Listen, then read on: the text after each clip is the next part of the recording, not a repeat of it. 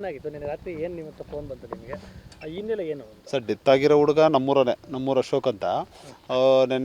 ಮೊನ್ನೆ ರಾತ್ರಿ 2:15ಗೆ ಸುಲಬೆಲೆ police station ಒಂದು ಪೊಲೀಸವರಿಂದ ಫೋನ್ ಬಂತು. ನನಗೆ ಫೋನ್ ಬಂದಿದ್ದು, ಯಾರೋ ಇಲ್ಲಿ ಡೆತ್ ಆಗಿದ್ದಾರೆ, ನಿಮ್ಮೂರವರ ಯಾವ ಊರವರು ಕನ್ಫರ್ಮ್ ಮಾಡು, ನಿಮ್ಮೂರವರ ಏನೋ ನಿಜನ ಇಲ್ಲ ಕನ್ಫರ್ಮ್ ಮಾಡು, ಇಲ್ಲೇ ನಿಮ್ಮ ತೋಟದ ಮುಂದೆ ಇದ್ದಾರೆ ಬನ್ನಿ ಅಂತಂದರು. ನಾನು ಬಂದೆ, ನಾನು ಮತ್ತು ನಮ್ಮ ತಮ್ಮ ಮತ್ತು ನಮ್ಮ ಹುಡುಗರು ಇಬ್ಬರು ಜನ ಬಂದ್ವಿ, ನೋಡಿದ್ವಿ. ಬಟ್ ನಮ್ಮೂರೇ ಮತ್ತು ರಿಟರ್ನ್ ಹೋಗಿ ನಮ್ಮ ಅಣ್ಣನ ಮತ್ತು ಊರಲ್ಲಿ ಒಂದು 20 ಜನ ಅವ್ರ ದೊಡ್ಡವ್ರನ್ನ ಕರ್ಕೊಂಡು ಬಂದು ನೋಡಿದ್ವಿ.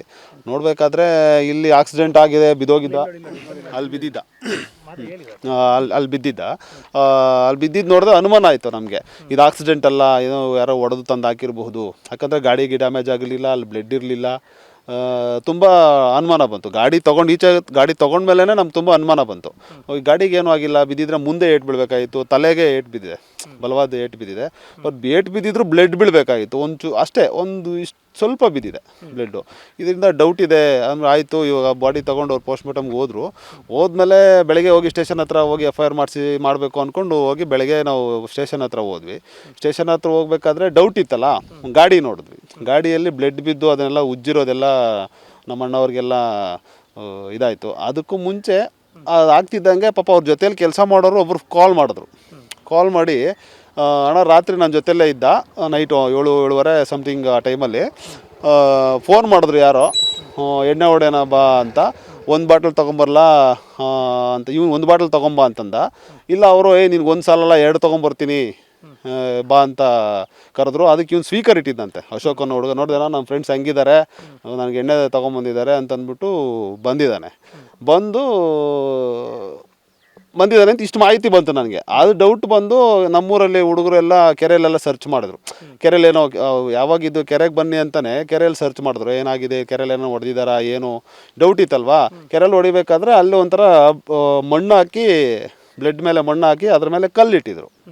ಅದು ಐಡೆಂಟಿಫೈ ಮಾಡಿ ಪೊಲೀಸರಿಗೆ ಹೇಳಿದಾಗ ಪೊಲೀಸರು ಬಂದು ನೆನ್ನೆಲ್ಲ ಫುಲ್ ತನಿಖೆ ಮಾಡಿ, ಇಲ್ಲಿ ಅಲ್ಲಿ ಎಲ್ಲ ತನಿಖೆ ಮಾಡಿ ಯಾರೋ ಇಬ್ಬರು ಅರೆಸ್ಟ್ ಮಾಡಿದ್ದಾರೆ, ಯಾರು ಅಂತ ಗೊತ್ತಿಲ್ಲ, ಇಬ್ಬರು ಅರೆಸ್ಟ್ ಮಾಡಿದಾರಂತೆ.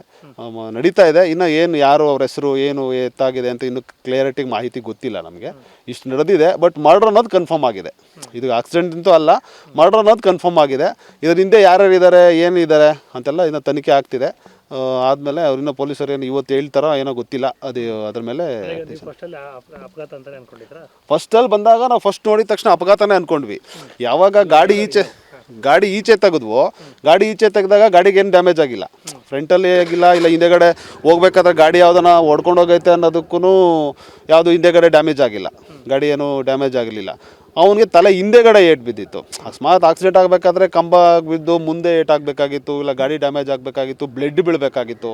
ಇವನು ಪ್ರಾಣ ಹೋಗಬೇಕು ಅಂತಂದರೆ ಸುಮಾರು ಬಾಡಿಲಿರೋ ಬ್ಲಡ್ ಆಚೆ ಬರಲೇಬೇಕು. ಅದು ತಲೆಗೆ ಏಟು ಬಿದ್ದಿದಂಥದ್ದು, ಬ್ಲಡ್ ಬಂದಿಲ್ಲ. ಅದರಿಂದ ಒಂದು ಡೌಟ್ ಬಂತು, 100% ಡೌಟ್ ಬಂತು. ಇದೇನೋ ಯಾರೋ ಏನೋ ಹೊಡೆದಾಕಿ ಬಂದಿದ್ದಾರೆ, ಇದು ಇಲ್ಲ ಸುಮ್ಮನೆ ಇದು ಮಾಡೋಕ್ಕೆ ಬಂದಿದ್ದಾರೆ ಅಂತ ಡೌಟ್ ಇತ್ತು. ಅದು ಕನ್ಫರ್ಮ್ ಆಯಿತು. ನೈಟೇ ನಮಗೆ ಕನ್ಫರ್ಮ್ ಆಯಿತು. ನೋಡಿದ ತಕ್ಷಣ ನಮ್ಮ ಊರಲ್ಲಿ ಒಂದು 10-15 ಜನ ಬಂದಾಗ ಇಲ್ಲ ಇದೇನೋ ಡೌಟ್ ಇದೆ, ಅನುಮಾನ ಇದೆ ಅಂತಲೇ ನಾವು ಮನೆಗೆ ಹೋಗಿ ಬೆಳಗ್ಗೆ ನೈಟ್ ಬಂದಿದ್ದು. ಬೆಳಗ್ಗೆ ಸ್ಟೇಷನ್ಗೆ ಹೋಗಿ ಎಲ್ಲ ಪ್ರೊಸೆಸ್ ಆಗೋಷ್ಟರೊಳಗಡೆ ಇದೇ ನಮ್ಮೂರವರೇ ಅಲ್ಲೋಗಿ ಈ ಥರ ಇದೆ ಅಂತ ಪೊಲೀಸರಿಗೆ ಹೇಳೋದನ್ನು ಪೊಲೀಸರು ಬಂದು ಅಲ್ಲಿ ಬ್ಲಡ್ಡು ಇಲ್ಲಿ ಬ್ಲಡ್ಡು ಇಲ್ಲಿರೋ ಸ್ಯಾಂಪಲ್ಸು ಅಲ್ಲಿರೋ ಸ್ಯಾಂಪಲ್ಸ್ ಎಲ್ಲ ಕಲೆಕ್ಟ್ ಮಾಡ್ತಿದ್ರು. ಇನ್ನು ರಿಪೋರ್ಟು ಬಂದಿದೆಯೋ ಇಲ್ಲ ಗೊತ್ತಿಲ್ಲ. ಬಟ್ ಮರ್ಡ್ರ್ ಅನ್ನೋದು ಕನ್ಫರ್ಮ್ ಆಗಿದೆ. ಸರ್ ಅವು ಮದುವೆ ಆಗಿ ಆಯಿತು, ಇಬ್ಬರು ಮಕ್ಕಳಿದೆ ಸರ್. ಇಬ್ಬರು ಹೆಣ್ಮಕ್ಳಿದ್ದಾರೆ, ಒಬ್ರು ಗಂಡು ಮಗು ಇದೆ. ಅವರು ಕಾಲೇಜ್ಗೇನೋ ಹೋಗ್ತಿದ್ದಾರೆ, ಮೇ ಬಿ. ಒಬ್ಬ ಚಿಕ್ಕ ಹುಡುಗ ಇದ್ದಾನೆ, ಅವನು ಪೇಂಟಿಂಗ್ ಕೆಲಸ ಮಾಡ್ಕೊಂಡಿದ್ದ. ನೈಟ್ ಟೈಮು ಸೋಲಾರ್ ಫ್ಯಾಕ್ಟ್ರಿಗೇನೋ ಸೆಕ್ಯೂರಿಟಿಯಾಗಿ ಕೆಲಸ ಮಾಡ್ತಾಯಿದ್ದ ಅವನು. ಅದ್ರ ಬಗ್ಗೆ ಅಷ್ಟೊಂದು ನಮಗೆ ಐಡಿಯಾ ಇಲ್ಲ. ಬಟ್ ದ್ವೇಷದ ಏನಿದೆಯಾ ಅಂತ ಅದ್ರ ಗೊತ್ತಿಲ್ಲ ನಮಗೆ. ಅದ್ರ ಒಳಗಡೆ ಏನೂ ಇಲ್ಲ, ಆ ಥರದ್ದು ಏನಿಲ್ಲ. ಅವ್ನ ಕೆಲಸ ಅವ್ನು ಮಾಡ್ಕೊಳ್ತಿದ್ದ, ಇರ್ತಿದ್ದ ಮಾಮೂಲಿ ಎಲ್ಲರ ಇದ್ದಾಗೆ ಊರಲ್ಲಿ. ಅವ್ನದೇನೋ ಅವ್ನು ನೋಡ್ಕೊಂಡು ಅವ್ನು ಇರ್ತಾಯಿದ್ದ. ಆ ಥರದ್ದು ಏನಿಲ್ಲ. ಅದು ದ್ವೇಷ ನಾವು ನೋಡ್ದಂಗೆ ಯಾವುದು ದ್ವೇಷಗಳದ್ದು ಯಾವುದು ಇಲ್ಲ. ಬಟ್ ಅವರು ಗೊತ್ತಿರೋ ಥರ ನಮಗೇನು ಅದು ಅದ್ರ ಬಗ್ಗೆ ಐಡಿಯಾ ಇಲ್ಲ. ಊರಲ್ಲಿ ಚೆನ್ನಾಗಿ ಕೆಲಸ ಮಾಡ್ಕೊಂಡೇ ಇದ್ದ. ಎಲ್ಲರೂ ಓಡಾಡ್ಕೊಂಡೇ ಇದ್ದ. ಅವನು ಒಂದು ಅಂಗಡಿ ಇದೆ, ಅಂಗಡಿ ನೋಡ್ಕೊಂಡು ಓಡಾಡ್ಕೊಂಡು ಇದ್ದ. ಅವನು ಬೆಳಗ್ಗೆ ಟೈಮು ಪೇಂಟಿಂಗ್ ಕೆಲಸಕ್ಕೆ ಹೋಗ್ತಾ ಇದ್ದ, ನೈಟ್ ಟೈಮು ಸೆಕ್ಯೂರಿಟಿ ಕೆಲಸಕ್ಕೆ ಹೋಗ್ತಾ ಇದ್ದ. ಇಲ್ಲ ನಮ್ಮೂರಲ್ಲ, ಬೇರೆ ಊರವರು ಅಂತ ಗೊತ್ತು. ಬಟ್ ಯಾವ ಊರು ಅವ್ರ ಹೆಸರು ಗೊತ್ತಿಲ್ಲ ನನಗೆ. ಬಟ್ ಇಬ್ಬರು ಸೆರೆ ಸಿಕ್ಕಿದ್ದಾರೆ ಅಂತ ಪೊಲೀಸಿಂದ ಗೊತ್ತಾಗಬೇಕು. ಅದು ಪೊಲೀಸ್ ಒಂದು ಊರಲ್ಲಿ ಮಾತಾಡ್ಕೊತಿದ್ದಾರೆ ಈ ಥರ ಸಿಕ್ಕಿದ್ದಾರೆ ಅಂತ. ಬಟ್ ಅದು ನಿಜನ ಸುಳ್ಳ ಪೊಲೀಸ್ ಅವ್ರನ್ನ ಕೇಳಿದ್ರೆ ಗೊತ್ತಾಗುತ್ತೆ. ಯಾಕಂದರೆ ನಾವು ಹೋಗಿ ಅಲ್ಲಿ ಹೋಗಿ ಇದು ಮಾಡೋಕ್ಕಾಗಲ್ಲ. ಇನ್ನೂ ಮಾಹಿತಿ ಅವರು ಫುಲ್ಲು ಮಾಹಿತಿ ಬರೋವರೆಗೂ ನಮಗೂ ಸರಿ, ನಿಮ್ಮ ಹೆಸರು?